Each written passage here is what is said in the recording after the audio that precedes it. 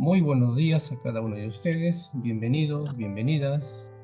Estamos culminando la historia del apóstol Pablo. Hemos ido viendo durante todos estos días algunas situaciones interesantes de la vida de Pablo. Hemos visto en primer lugar a Pablo como el autor de las epístolas. Ahí veíamos dos temarios, el tema central de las epístolas y también el sufrimiento de Pablo. No sé qué vamos a hacer mención más adelante de esto. Luego hemos visto los destinatarios, ¿no? ¿Quiénes fueron los destinatarios en esta ocasión? Esta historia es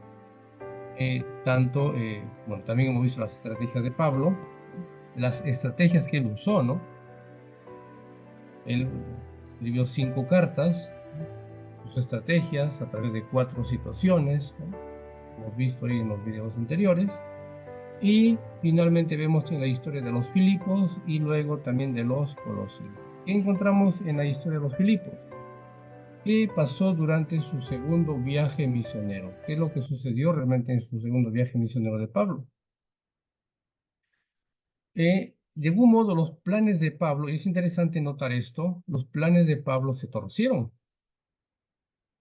Miren algo interesante que aquí noté y es por eso que quiero marcarlo esta mañana. El Espíritu Santo estaba dirigiendo sus pasos, pero sin embargo, los planes no salieron como ellos habían pensado. Vamos a Hechos 16, 6, 7. Y atravesando Frigia y la provincia de Galacia, les fue prohibido por el Espíritu Santo hablar la palabra en Asia. Y cuando llegaron a Misia, intentaron ir a Bitinia, pero el Espíritu no se los había permitido. Es interesante notar aquí, porque estamos hablando de un trabajo misionero, ¿no? Y es interesante notar de que el Espíritu Santo, a pesar de que eran lugares donde también ellos tenían que predicar el Evangelio, ¿no? Pero sin embargo el Espíritu Santo les negó predicar allí. Es interesante esto que tengamos que notar nosotros, porque muchas veces queremos ir a predicar el Evangelio. Es cierto que hay que predicarle a gente que no conoce, gente nueva, como el caso de Pablo, pero muchas veces el Espíritu Santo nos va a decir, no prediques allí. ¿Ah? Seguimos con la historia para poder lograr entender. Seguimos leyendo en el Hecho 16. Y pasando junto a Misia, descendieron a Troas y se les mostró a Pablo una visión de noche. Un varón macedonio estaba en pie rogándole y diciéndole, pasa a Macedonia y ayúdanos. ¿Qué había pasado? Había otro lugar donde realmente necesitaba urgente la predicación del Evangelio. Entonces, esa fue la razón. Querido, muchas veces, Señor Dios nos puede decir, aquí no, pero hay otro lugar, hay otra casa, hay otra familia que está necesitando urgente y así que ve allá.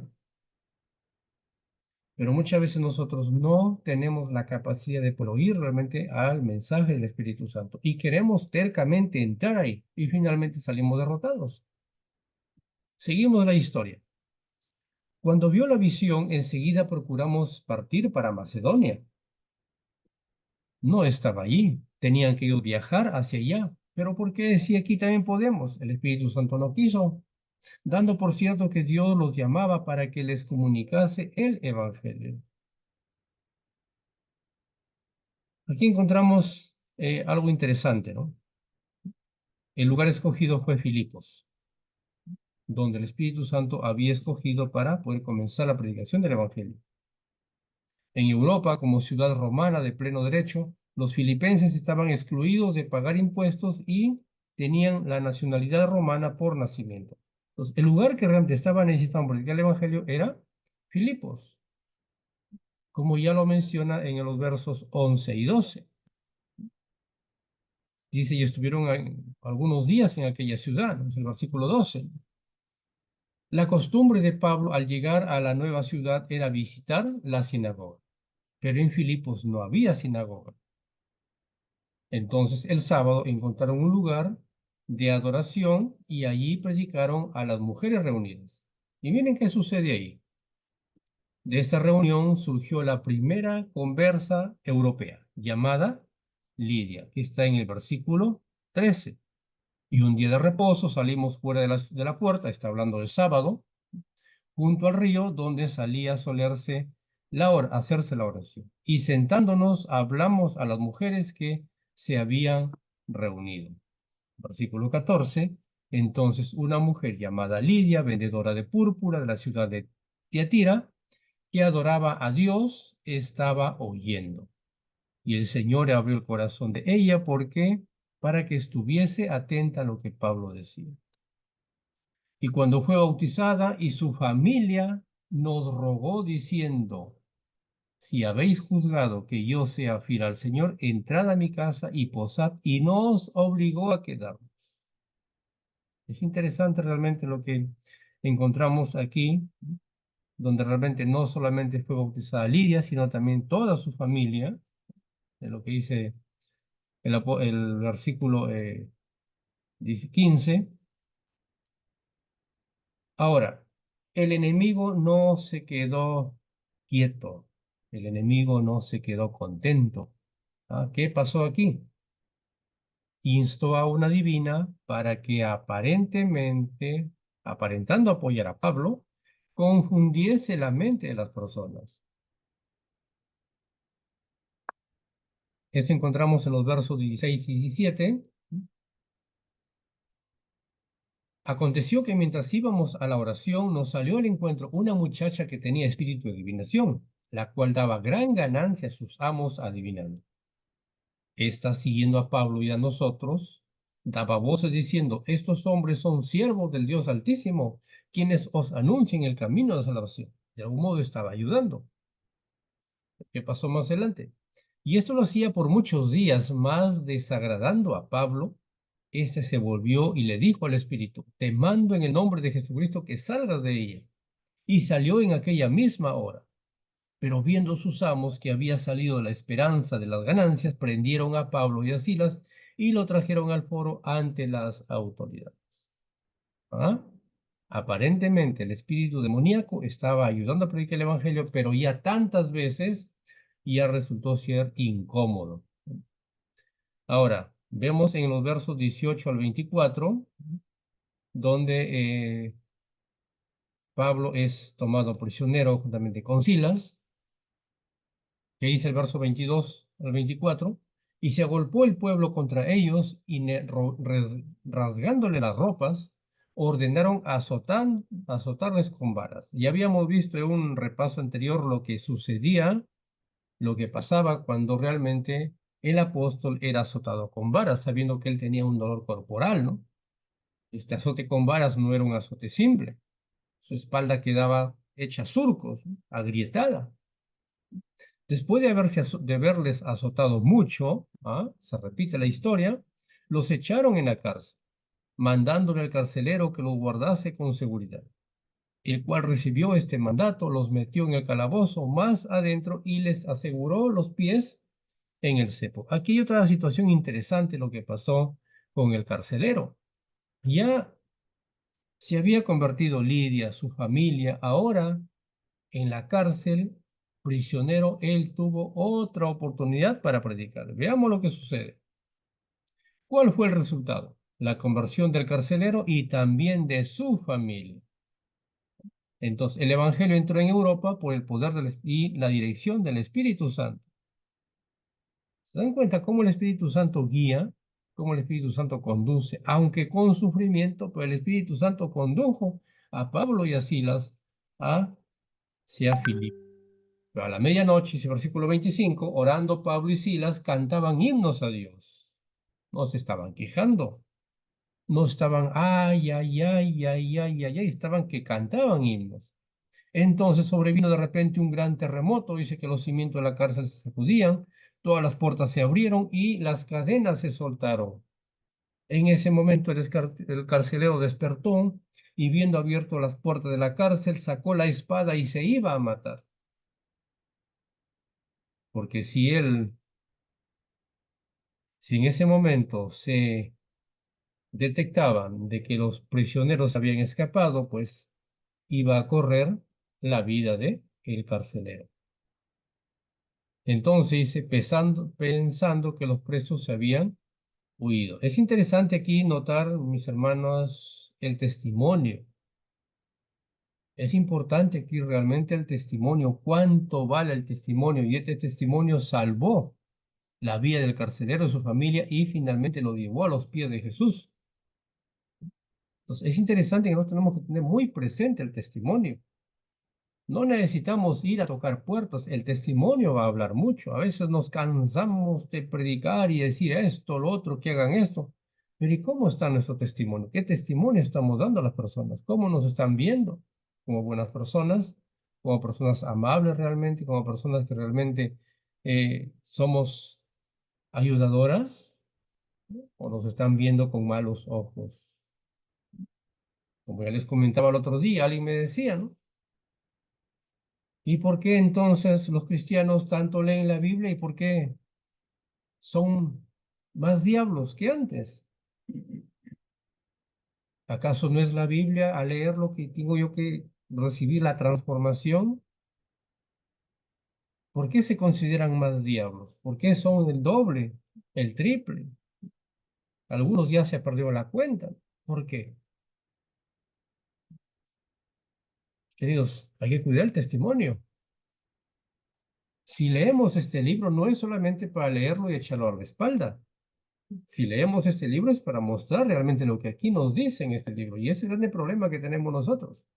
Pero sí queremos ir a predicar, queremos formar parte de Caleb y todos los programas, queremos estar yendo a tocar puertas, compramos 100, 200 libros para que digan de que la hermana es muy colaboradora.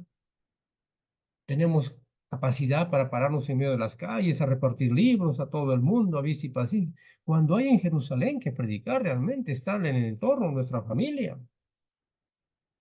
Pero como nuestro testimonio no marcha bien, entonces no tenemos capacidad de predicar en nuestro entorno.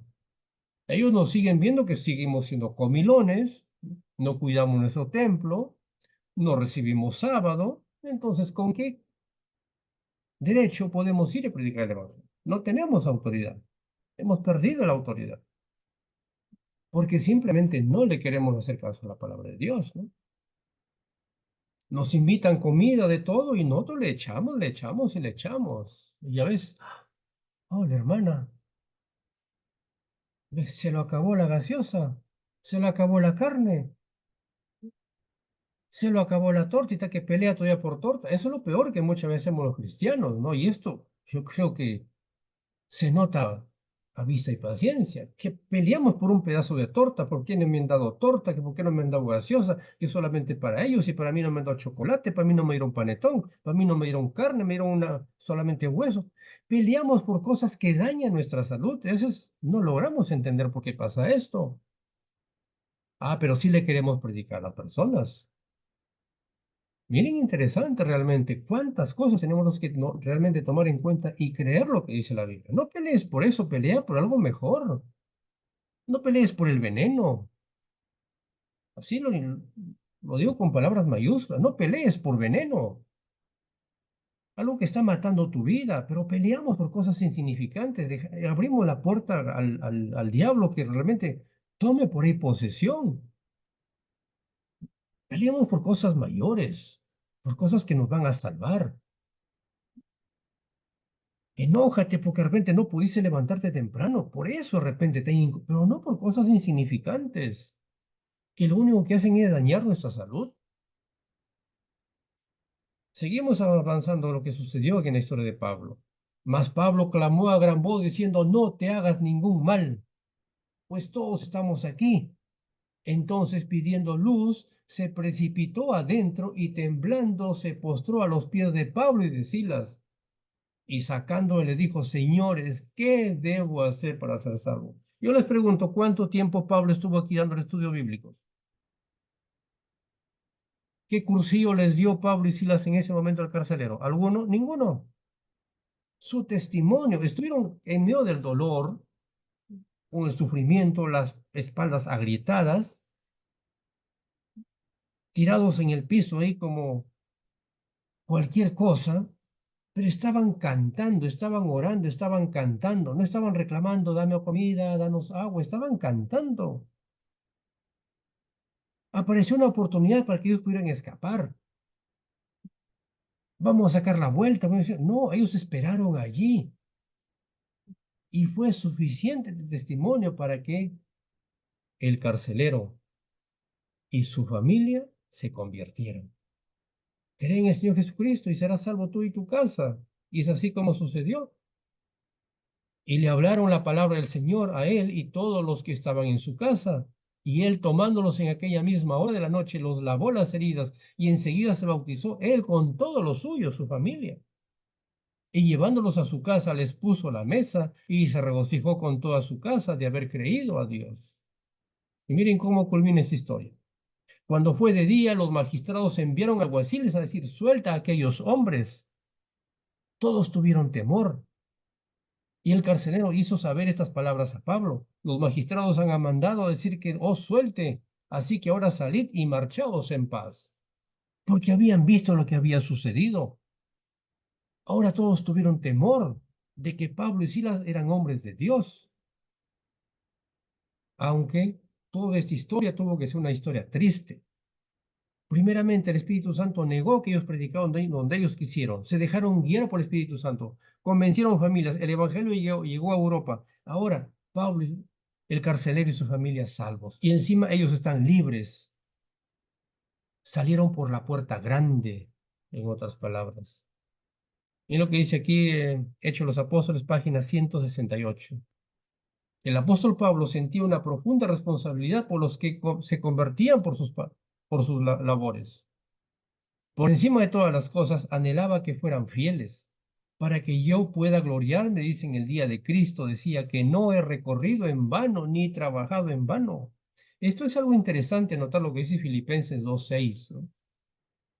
Nuestra preocupación no debe ser solamente bautizar personas, llevarlos al agua y finalmente sumar números, y que finalmente culmina el director del ministerio personal diciendo: oh, este año es un año de gloria, hemos bautizado 30, 40 personas, amén. Esa no debe ser la misión, para eso no hemos sido llamados. Dice aquí Pablo: por encima de todas las cosas, anhelaba que fueran fieles. Esto debe ser lo más importante, lo que más debe valer hoy. ¿Cuántos de aquellos que se bautizaron hoy están en la iglesia? Están viniendo cada sábado, están asistiendo a los cultos regulares. Esa debe ser la mayor preocupación. ¿A cuántos se está conservando?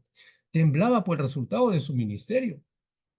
Sentía que hasta su propia salvación podría estar en peligro si no cumpliera su deber y la iglesia no cooperase con la obra de salvar almas. Miren, interesante. No está hablando aquí de bautismos. No está hablando aquí de a cuántas personas van a ir a bautizar, a visitar este sábado. Está hablando por aquellas que ya se convirtieron y que sigan, y cómo la iglesia tiene que apoyar a esas personas que todavía son unos bebés espirituales, que les den leche, pero no leche contaminada. Algunos quieren seguir dando, están viejotes, ya están de 15, 20 años y quieren seguir dándole mamadera. Porque también ellos están viejotes de 40, 50 años en la iglesia aquí y siguen tomando mamadera. ¿Cómo llamamos a un niño con esa actitud? Los antiguos decían: es un niño mañoso, ¿no? Ya quita ese mañoso de ahí, ¿no? Viejonazo, 3, 4 años mamando teta. Muchas veces nosotros como cristianos estamos así, viejonazos, 40, 50 años, y todavía ahí mamando, tomando leche materna, y eso le transmitimos a los nuevos que llegan. ¿Se dan cuenta de la situación que llegamos muchas veces? Ya estamos nosotros para comer comida sólida, y al nuevo que viene puede atenderlo de una manera correcta y enseñar los pasos a cómo también puede llegar a comer comida sólida. Pero como nosotros no lo hacemos o porque no nos gusta, tampoco podemos eso darle a los demás. Ahora, ¿qué pasó en Colosas? Recordemos de que Colosas Pablo nunca llegó. ¿Quién fue Epafras? Compañero de Pablo durante su encarcelamiento en Roma, según Filemón 23. Natural de Colosas, fue quien introdujo el evangelio en esa ciudad. Vamos a Colosenses 1:7. Como lo habéis aprendido de Epafras, nuestro consiervo amado, que es un fiel ministro de Cristo para vosotros. Lo que dice el 12: os saluda Epafras, el cual es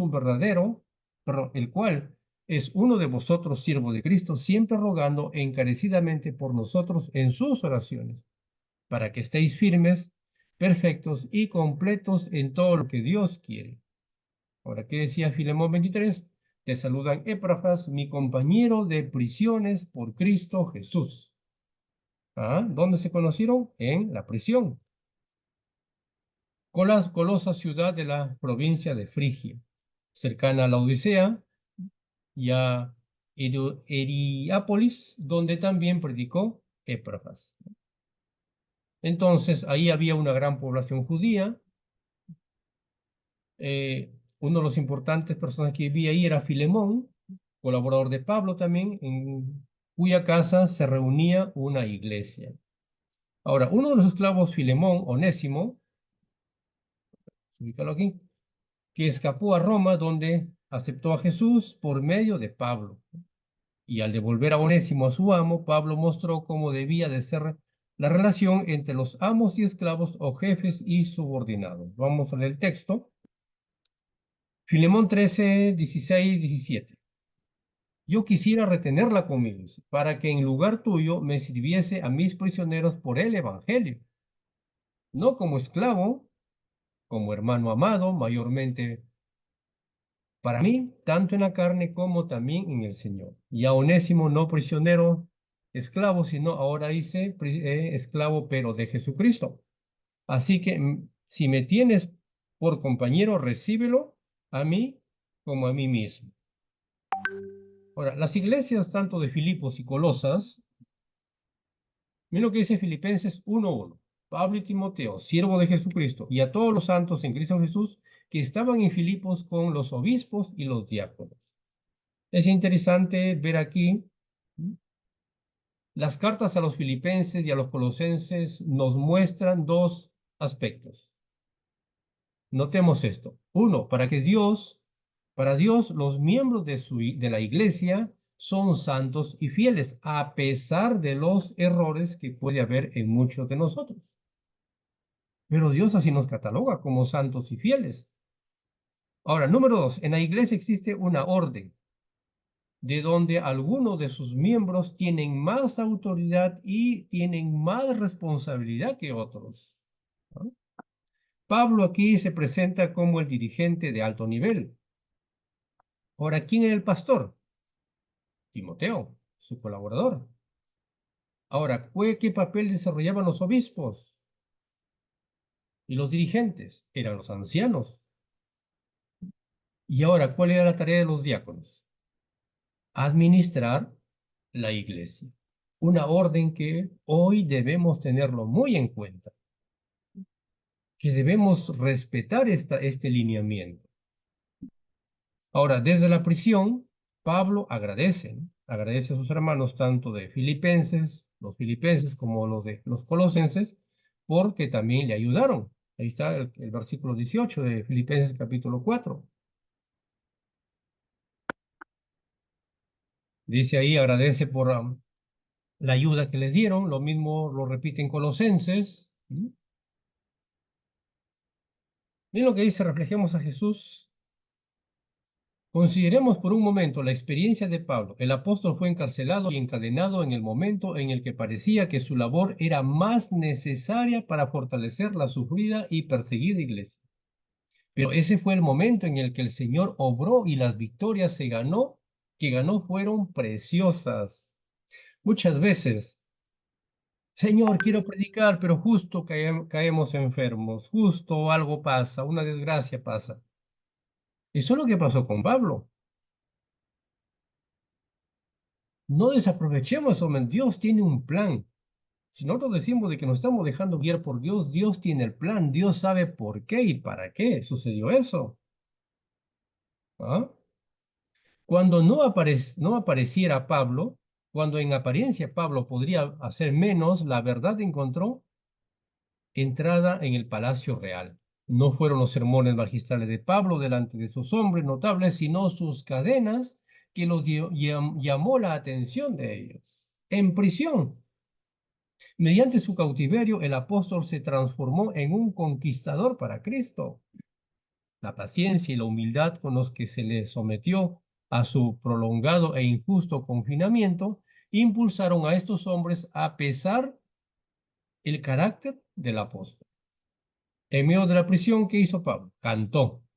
¿Mm? No lloró.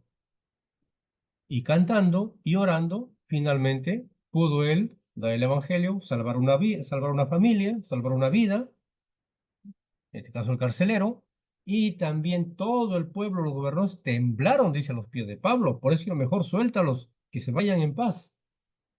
Interesante. Vamos a cerrar esta mañana haciendo mención, un pequeño recuento de la vida del apóstol Pablo, Saulo de Tarso.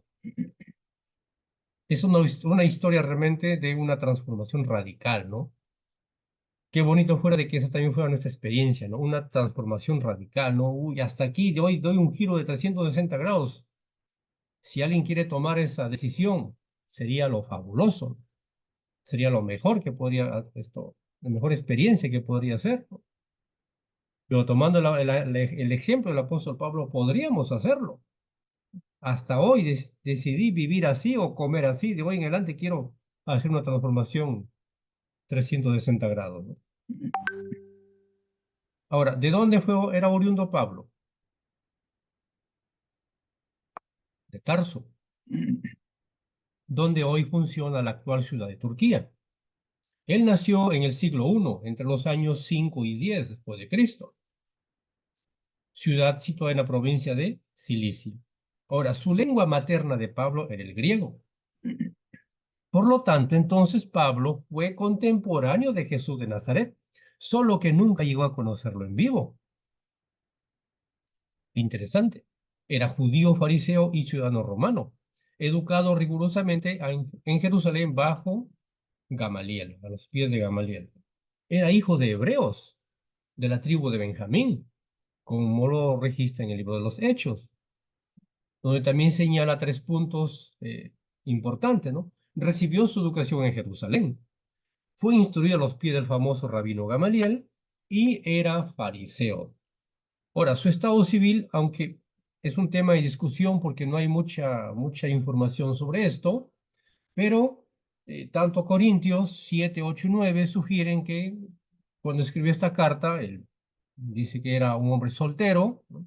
Y sugiere a los jóvenes que si tienen ese don, pues de permanecer solteros, también tomen como ejemplo a él.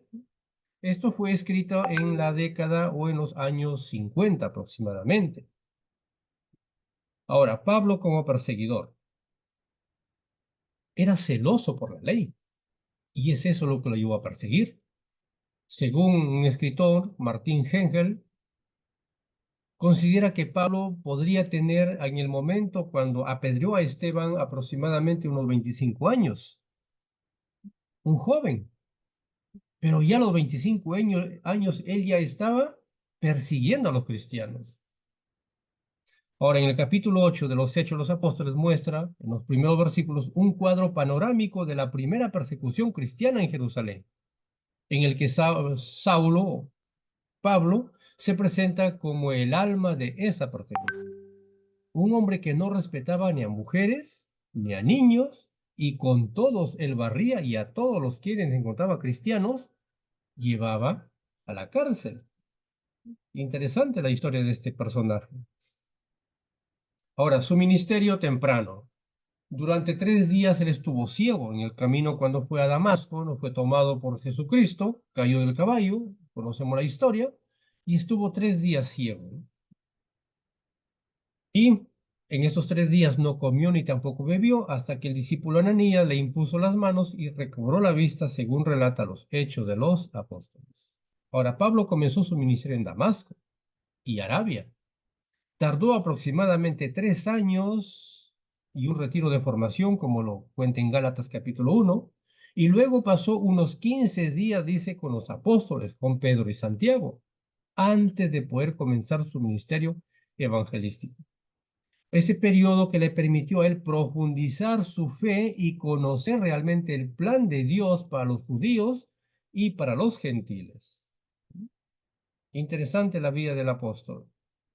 Fue perseguido por el etnarca Aretas IV, hecho que se suele datar de los años 35 y año 39. Ahora, Pablo huyó a Jerusalén, como lo delata Gálatas 1, visitó y conversó con Pedro y con Santiago. Según Hechos 9, fue Bernabé quien lo llevó ante los apóstoles. Ahora, su estancia en Jerusalén fue muy breve, porque se había visto obligado a huir porque los judíos de habla griega comenzaron a perseguirlo. Entonces luego acudió a Tarso, y es ahí donde acudió Bernabé, y con Pablo fueron a Antioquía, donde surgió por primera vez la denominación de cristianos. Y ahí pasaron un año de evangelización, un año evangelizando en esta ciudad. Los viajes misioneros de Pablo empezaron a partir del año 46, los tres grandes viajes misioneros, ¿no? Ahora, generalmente los viajes que hacía Pablo eran a pie, un esfuerzo digno de mencionar. A pesar de su situación de salud, se dio cuenta únicamente el número de kilómetros en los tres viajes por Asia Menor se puede dar en los siguientes resultados según Joseph Holzner. Miren lo que dice aquí. El primer viaje fue aproximadamente de 1000 kilómetros. El primer viaje misionero. Fue a Chipre, a Derbe, ida y vuelta. En su segundo viaje, desde Tarso, 1400 kilómetros. Ahora, sin tomar en cuenta otras ciudades pequeñas que visitó, que fueron a unos 526 kilómetros más, en total, Pablo recorrió por el Asia Menor 1926 kilómetros. Bien. En su tercer viaje, de Tarso hasta Éfeso, 1150, pero si contamos otras ciudades menores que él visitó, en total tendríamos un número de 1700 kilómetros. Ahora sumemos cuántos kilómetros viajó Pablo. Aproximadamente 4000 kilómetros. Más. Aproximadamente unos 5000 kilómetros caminó Pablo llevando el Evangelio. Finalmente la muerte de Pablo, ¿no? Esto ocurrió en Roma en el gobierno de Nerón, de una manera violenta, donde se dice que Pablo llegó a ser decapitado.